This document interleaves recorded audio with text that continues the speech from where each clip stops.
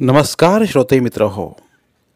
कथारस सादर करत आहे प्रतिभावंत लेखक श्री ना पेंडसे लिखित कादंबरी रथचक्र, प्रकरण 16. दुपारचे आडे घेत ती पडली होती. मोठा ओटीवर होता. मधूनच दाढीवर हात फिरवून तो आढ्याकडे पाहे. ती दोघं एकटी त्या ठिकाणी होती. तांदूळ निवडायचे निमित्त करून ती ओटीवर गेली. जरा वेळानं तो उठू लागला. त्याचा हात धरून तिनं त्याला बसवलं. जाऊ नको, मला बोलायचं आहे. 6 महिन्यांनी भेटतो आहेस. आईजवळ भावंडाजवळ बोलावं असं नाही का तुला वाटत? तुम्ही कशाला आता मला विचाराल? असं का म्हणतोस? मला सगळी सारखी. इथं येऊन मला 2 दिवस झाले. पाहुण्यासारखं तुम्ही मला वागवता. तो तर माझ्या वाऱ्यालाही उभा राहत नाही. मी त्याच्याशी चांगला वागलो नाही हे कबूल करतो, पण पुढं तोंडातल्या तोंडात पुटपुटत तो बोलायचा थांबला. तो म्हणतो तू बोलत नाहीस. आम्ही गावंढळ माणसं. तो आता मॅट्रिक होणार. तो आणखी काही झाला तरी धाकटा भाऊच राहणार. जे बदलायचं त्याच्या हातात नाही. खरं म्हणजे आपण कोणीच मागं पाहू नये यासारखा शहाणपणा नाही. मी कसं वागले तुझ्याशी आता पश्चाताप होतो. एक लक्षात ठेव, तो कितीही शिकून मोठा झाला तरी तू शिपणच काढणार असलास तर मला अन्न गोड लागायचं नाही. तू पण इथे ये आणि शिक काहीतरी. मी कसला शिकतोय आता? मिशा फुटल्या. शाळेतच गेलं पाहिजे असं कुठं आहे? शिवणकाम शिक. पोट भरण्याची काहीतरी कला माणसाजवळ हवी, एवढं माझं सांगणं आहे. शिवणकाम? त्यात काय अवघड आहे? जंगमा इतकी सुद्धा तुला अक्कल नाही? मनावर घेतलंस तर सगळं व्यवस्थित होईल. त्याला ती कल्पना पटलेली दिसली.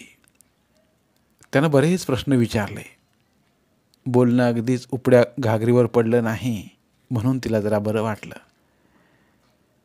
तो इतका सरळ बोलेल अशी तिची अपेक्षा नव्हती. ती कळवळून सांगू लागली. आत्तापर्यंत तुला मी वेडं वाकडं बोलले ते जन्मभर उगाळीत बसू नकोस. लक्षात ठेव, ज्याचा तो बैलासारखं तुला राबवून घेतात आणि देतात काय? एका पैशावर तरी तुझी सत्ता आहे? तालुक्याला एवढा आलास, चांगलंसं धोतर नेसायला दिली असती तर यांना काय भीक लागणार होती? आपण येतात तेव्हा कशा चष्क्या करतात? जन्मभर आपल्याला पाण्यात पाहत आहे. काय त्यांचं डबोलं घेतलाय ते देवाला ठाऊक. भाऊजी 2 तास स्टँडवर माश्या मारीत बसले होते, पण त्यांना इकडे यायची बुद्धी झाली नाही. मधले काका त्यांना पोचवायला आले होते. ह्यावरून आपण काय तो बोध घ्यायचा? अजून वेळ गेलेली नाही. ही या कर आणि घराबाहेर पड. पाण्यात पडलं म्हणजे पोहता येतं. आपोआप वाट सापडेल. 2 वर्षे इथं आहे मी. त्याचा फायदा घे म्हणजे माझे श्रम सार्थकी लागतील. यायचं असलं तर घर तुझं आहे. हो, तो अभ्यासात, मुली लहान. आलास तर मला सुद्धा आधार होईल. पाहतोस काय? निघून ये. लग्नाचं निघालं तर बाकी कसला येतोस? धाडस करून त्याच्या अंगावर तिनं प्रश्न फेकला आणि उत्तराची वाट पाहत राहिली. तो गोंधळल्यासारखा झाला, पण पाठोपाठ त्यानं स्वतःला सावरलं. कुणाच्या? वेळ पांघरून त्यानं विचारलं. सावकार सांगून आले आहेत ना तुझ्याकरता. चाललेत काहीतरी बोलणे. पण मग करशील काय? त्या फेंगडीशी लग्न करणार आहेस? मला कुठं हवं आहे? माझा कशाच काही पत्ता नाही. मला लग्न हवं आहे म्हणून उगाच गावात बातमी उठली आहे. यांनीच उठवलेली. पण वेळ आली तर तू काय करणार आहेस? काकांनी सांगितलं तर नाही कसं म्हणायचं? बाहेर ख्यालीपणाखाली ह्यांनी कर्ज करायची आणि त्यातून सुटण्याकरता तुझ्या गळ्याला फास. हे धंदे चांगले आहेत. तू नकार देणार असलास तर मी तुझ्या मागं आहे. हात जोडून प्रार्थना आहे, हा मूर्खपणा करू नकोस. इकडे निघून ये. पटतं का तुला? न पटण्यासारखं काय आहे? अजून वेळ आहे. आधी विषय तर काढू देत माझ्याकडे. ह्याच्याच मनात लग्नाचं आहे की काय? त्या शंकेला तिनं थारा दिला नाही. ती जोरानं म्हणाली, गोष्टी पुढंपर्यंत जाईतो वाट पाहू नकोस. सगळे आग्रह करतील, गोंधळात पडशील आणि अखेरीस इकडे यायच्या ऐवजी बोहल्याची वाट धरशील. त्यापेक्षा वेळीच पळ काढ. त्यावर तो काही बोलला नाही. त्याने इतकं बोलू दिलं, आपलं मन मोकळं केलं, हेच फार होतं. आपला हाही मुलगा हाती लागणार या आशेनं ते अंथरुणावर पडली. बांधा बांध करून तो नमस्कार करायला तिच्या पुढे आला तेव्हा ती शहारली. कधी काळी तो नमस्कार करायला मागेल असं स्वप्नातही तिला वाटलं नव्हतं. आदल्या रात्री बराच वेळ तिला झोप आली नाही. हा मुलगा इतका बदलला कसा? अजून किंचित किंतु होता, पण आता हत्तीचं शेपूट राहिलं होतं. त्याला मुलगी पसंत नाही, लग्नाची इच्छा नाही हे ऐकताना डोक्यावरची धोंड उतरल्यासारखं तिला वाटलं. येत्या वर्ष 1.5 वर्षात तो शिंपीकाम शिकला तर इथं दुकान टाकायला त्याला ती सांगणार होती.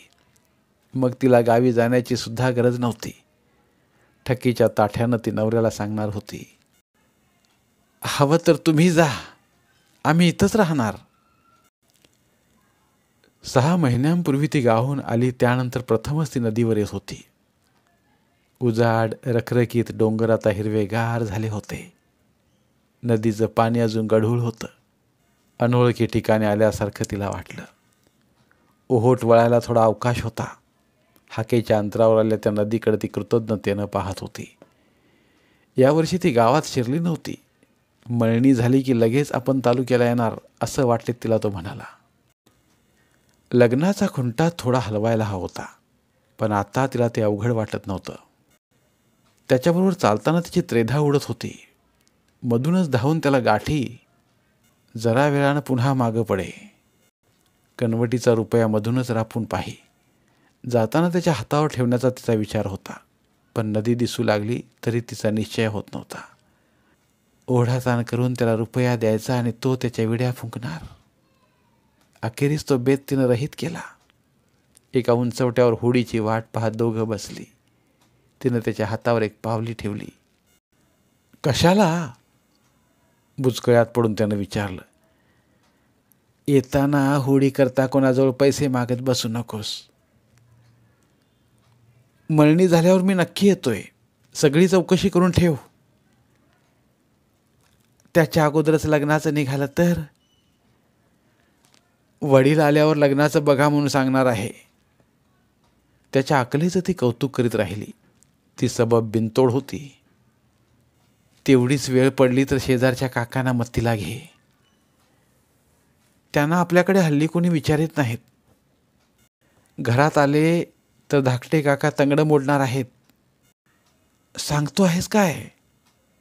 झालं तरी काय एवढं? थोरल्या बाई काही बोलल्या नाहीत? काकांच्या मुलांनी सगळ्यांना मथवलं आहे. काका हल्ली गोट्यात राहतात आणि हाताने जेवण करतात. तिच्या सगळ्या उत्साहावर विरझन पडलं. चांगल्या माणसांच्या जगात अशी फरफर का होते? या माणसानं जन्मभर दुसऱ्याकरता धावपळ केली. दिराला त्यांनी हाताशी धरला म्हणून तो हे दिवस पाहत होता. तिचा मुलगा उद्या मोठा झाला तर ते काकांचं ऋण असेल.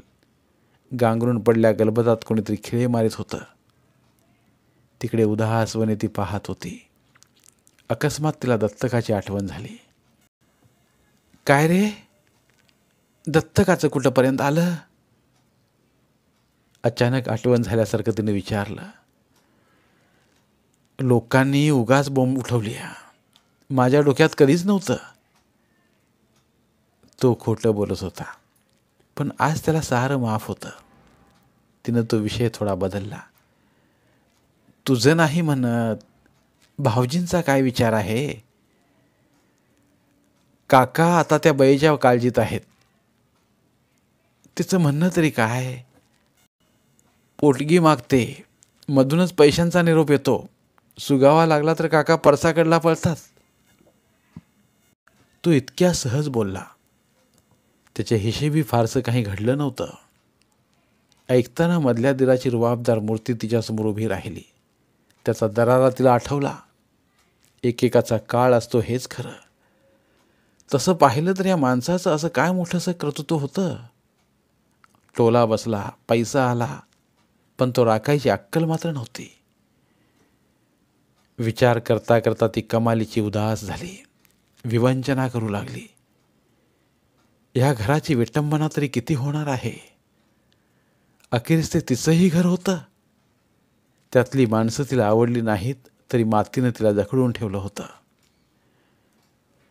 होडी भरली. भोई तिच्या मुलग्याची वाट पाहत होता. तो होडीपर्यंत गेला आणि कसली तरी आठवण होऊन धावत परत आला. गायीनं चिठ्ठी काढून तिच्या हातात त्यानं ठेवली आणि तो होडीकडे जाऊ लागला. आहे काय चिठ्ठीत? तो बोलला ते सगळं तिला ऐकू आलं नाही. आदल्या अमावशेला थोरल्या मुलीच्या अंगात आलं होतं एवढंच तिला कळलं. बाकी विशेष पत्रात होतं. होडी सुटली. मुलग्याकडे पाहून एकदा तिनं हात हलवला आणि तिथंच बसून चिठ्ठी वाचू लागली. मोठ्या दिरानं ती लिहिली होती. या निमित्तानं का होईना घरच्या माणसाने तिच्याशी पत्रव्यवहार केला. चिठ्ठी उघडता उघडता मनात आला तो विचार काही क्षणात ती विसरली. पत्रातील मजकूर वाक्यागणिक तिला धक्के देत होता. तिच्या नवऱ्याच्या अंगातही तोच देव मुलीच्या अंगात आला होता. यापुढं मुलीला त्याची जपणूक करावी लागणार होती. दर अमावशेला तिनं उपवास केला पाहिजे. विटाळीशीच्या देखत जेवता कामा नये. कांदा सोडला पाहिजे. अनेक बारीक सूचना त्या चिठ्ठीत होत्या. तिचे हातपाय थरथरत होते. काळाचं चक्र एका हिसक्यात 20 वर्षांनी मागं फिरलं. नवऱ्याच्या अंगात प्रथम येताना तिनं पाहिलं तो प्रसंग तिच्यासमोर उभा राहिला. अंगातल्या देवापुढे सारं घर नम्र होई. तिला ते सोंग वाटे. घुमता घुमता नवरा ढुंगण खाजवू लागला तेव्हा तिची ती शंका दुणावली. त्यानंतर लखनौचं प्रकरण तिच्या कानावर आलं. वेताच्या छडीला देव घाबरला कसा? अवघड जागच्या दुखण्यासारखा तो प्रश्न कोणाला विचारला ती घाबरली नाही. खाडीकाठच्या त्या उपऱ्या वर्दळीत पुन्हा पुन्हा ते पत्र ती वाचत होती. ओहोट चांगला सुरू झाला होता. समुद्राच्या रोखानं पाण्यावरचा पालापाचोळा प्रवास करीत होता. सुरमाडी बागेशी होडी वळण घेत होती. ती दिसेनाशी झाली तेव्हा एक सुस्कारा टाकून ती उठली आणि उसन भरल्यासारखी घराची वाट चालू लागली. एकदा तिला वाटलं आयुष्यात अशी भरती ओहोटी नेहमी चालायचीच. सगळ्याच गोष्टी आपण लावून घेऊ लागलो तर कसं व्हायचं? वाण्याच्या बायकोला काय कमी होतं? पैसा होता, सोन्यासारखी 4 मुलं होती, पण नवऱ्याला पिण्याचा नाद होता. वेळ आली की नवऱ्याशी भांडे आणि आंघोळ करून मोकळं व्हावं त्याप्रमाणे तिच्याकडे बोलायला येई. तिच्या आयुष्यात काही दुःख असेल अशी शंकासुद्धा कोणाला आली नसती. माळवालीला मूल नाही, थोटीला आधार नाही, मास्तरबाईचा मुलगा हाताळ, दुःख नाही कुठे. सुखदुःखाच्या सर्प मैथुनातून आयुष्यानं उभं राहावं हीच जगाची रीत. ज्याला दुःख नाही त्याचं आयुष्य उभंच राहणार नाही. मुलीच्या अंगात येऊ लागलं त्यात विशेष काय घडलं?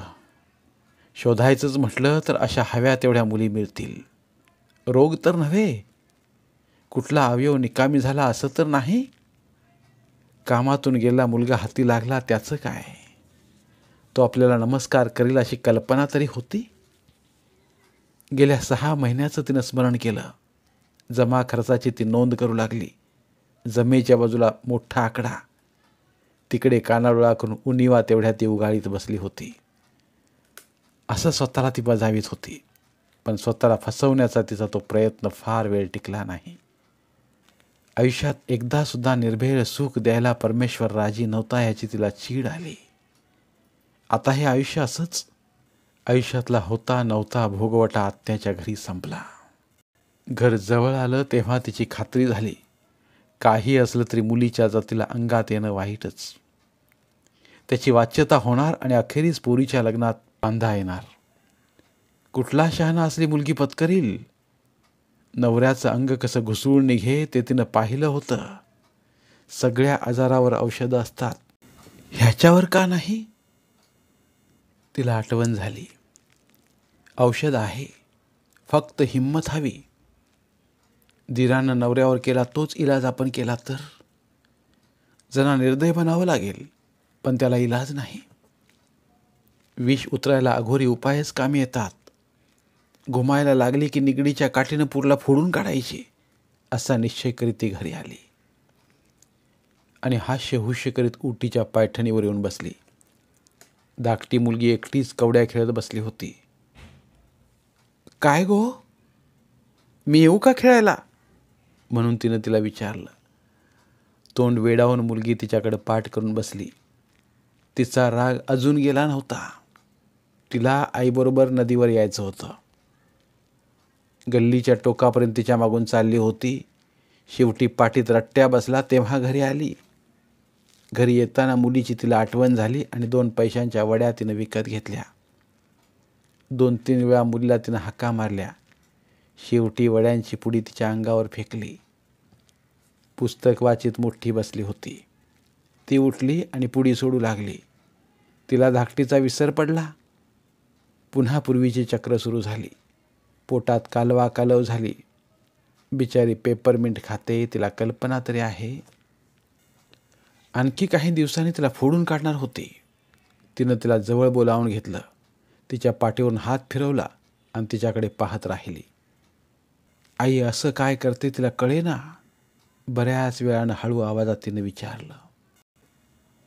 अंगात येतं म्हणजे काय होतं ग? गुदमरल्यासारखं वाटतं. शुद्ध असते? नाही. माणसं ओळखतात? हो. आई, धाकट्या मुलीनं तिला जागेवरूनच हाक मारली. तिचं तिकडे लक्ष नव्हतं. डोळ्यांसमोर काही दिसतं? मोठीला तिनं पुन्हा प्रश्न विचारला. आई, आई, काका तिला प्रश्न विचारत होते. धाकटी तिच्याजवळ येऊन सांगू लागली. मोठीपेक्षा तीच आपल्याला माहिती देईल असं तिला वाटलं. संध्याकाळपासून काय काय झालं त्याचा धाकटीनं पाढा वाचला. नवऱ्याच्या वेळी होई तो सगळा फार्स घरी झाला. सगळी तिच्याभोवती उभी राहिली. सेवेत काही चुकलं असलं तर क्षमा करायला सांगत होती. मुलगा येता क्षणीच त्याला तिनं चिठ्ठी वाचायला दिली. त्याला त्या बातमीनं काही वाटलं नाही. जपायला पाहिजे असं स्वतःचीच तो पुटपुटला. आपली शंका तिनं सांगितली. तिनं असली शंका काढली ह्याचा त्याला राग आला. तिला एवढंच म्हणायचं होतं की नुसत्या चिठ्ठीवर अवलंबून न राहता आपण खात्री करून घ्यावी. ग्रहण कसं लागतं ते समजावून देणारा हा मुलगा आपल्याला मूर्खात काढील अशी तिची कल्पना नव्हती. असं आहे तर मग लखनौला जाताच देव नमला कसा? निरुत्तर करणारा तो प्रश्न ऐकताच तो एकदम ओरडला. लखनौवाले शहाणे आहेत, आम्ही गाढव. बस, खात्री करून घ्यावी एवढंच माझं म्हणणं आहे. तिचा आवाज एकदम खाली आला. देव नमला कशावरून? ते सांगतात म्हणून? मोटर स्टँडशी येऊन हा माणूस इथं आला नाही तरी त्याचा पुळका तुला येतोच आहे. त्याच्या बोलण्याला काही ताळतंत्र नव्हतं. दीर घरी आला नाही त्याचा तिलाही राग आला, पण त्याचा इथं काय संबंध? लखनौचा नुसता दाखला तिनं दिला, त्यात पुळका कसला आला? ठेच लागलेला अंगठा आंधळा बनतो तशी दीराच्या बाबतीत तिच्या मुलाची अवस्था होती. लखनौचा उल्लेख तिनं केला हाच मूर्खपणा. आता ती पस्तावत होती. मुलग्याजवळ तिनं हा विषय काढलाच का? तिनं वाच्यता केली नसती तर बिनबोभाट उपाय करता आला असता. आता तिची सुटका नव्हती. वेड्यासारखी मुलींच्या देखत त्याच्याजवळ हुज्जत घालत बसली. तन्मय होऊन त्या ऐकत होत्या. लखनौवर विषय आला. मुलगा चिडला तेव्हा तिला अक्कल सुचली. ती बोलायची एकदम थांबली. मुलगा बाहेर गेला. जरा वेळानं ती शांत झाली. मारण्याचा विचार तिनं डोक्यातून काढून टाकला, तरी पण धाक दपटशा दाखवावा असं तिच्या मनात येत होतंच. आणखी काही वेळानं तिला तीही कल्पना पटेनाशी झाली. प्रत्यक्ष अमावस्या येऊ दे, काय आहे ते पाहूया, मग ठरवू. एका दुसरी अमावस्या लपवून ठेवता येईल केव्हा तरी या गोष्टीचा गावात बभरा होणारच. बग्यांची गर्दी सुरू झाली तर काय करायचं? तिला भीती वाटत होती ती ह्या प्रसंगाची. चोर पावलाने तिच्या मनात एक शंका शिरली. खरोखर या मुलीच्या अंगात येत नाही ना? मुलगा म्हणाला त्यात तथ्य असावं असं तिला वाटू लागलं. नवऱ्याच्या अंगातला देव नमला याला पुरावा काय? धीर सांगतो म्हणून खरं मानायचं? तासन तास माणूस नाटक कसं करील? उगाच भानगडी नकोत असं अखेरीस तिला वाटू लागलं आणि चिठ्ठीतले सगळे सोपस्कार करायचं तिनं ठरवलं. धन्यवाद. उर्वरित कादंबरी पुढील भागात. धन्यवाद. कथाकथन अभिवाचनात हवी भावभावनांच्या नवरसांची जोड मराठी बोलती पुस्तकात केवळ यासाठीच नाही कथारसाला तोड. मराठी साहित्यावर प्रेम करणाऱ्या सर्व मराठी साहित्य रसिकांनी आमचं कथारस हे चॅनल सबस्क्राईब करावं व भरपूर कथा कादंबऱ्यांचा आस्वाद घ्यावा. धन्यवाद.